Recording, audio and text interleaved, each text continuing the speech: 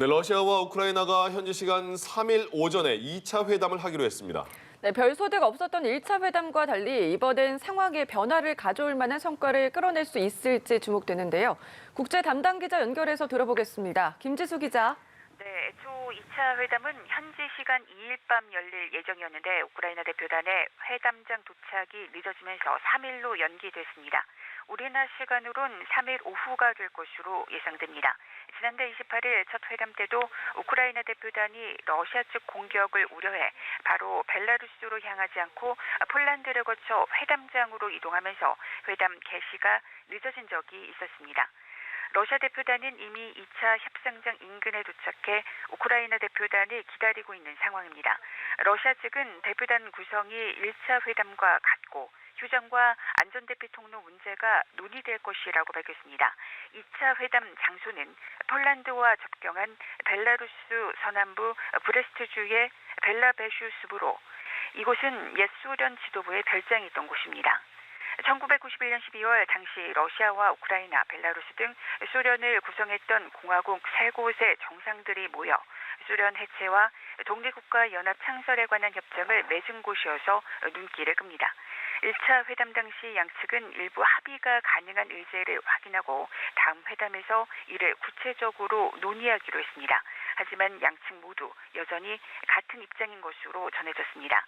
우크라이나는 즉각적인 적대 행위 중지와 동부와 남부의 돈바스, 크림반도를 포함해 자국 영토에서 러시아군의 철군을 먼저 요구하고 있습니다.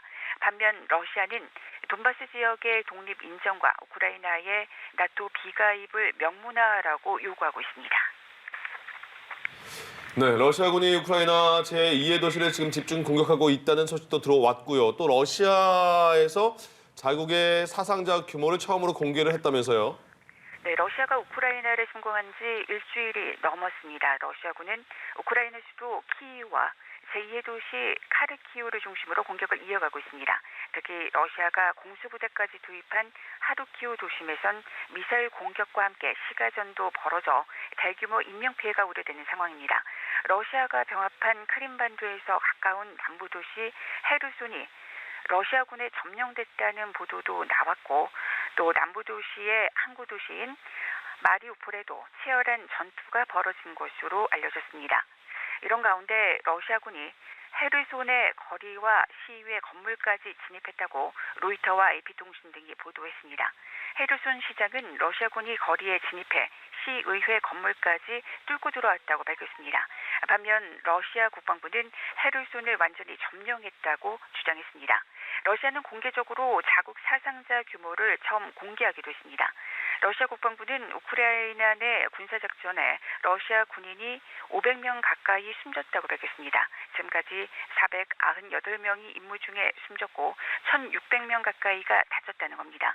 또 우크라이나 군의 사망자는 2,800여 명, 또 부상자는 3,700여 명이라고 주장했습니다.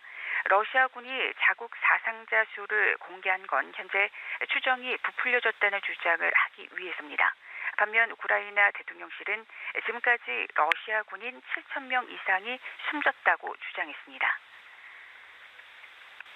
네, 유엔에서 열린 긴급 총회에서는 우리나라를 비롯해서 141개국의 압도적인 지지로 러시아 규탄안이 채택됐다면서요.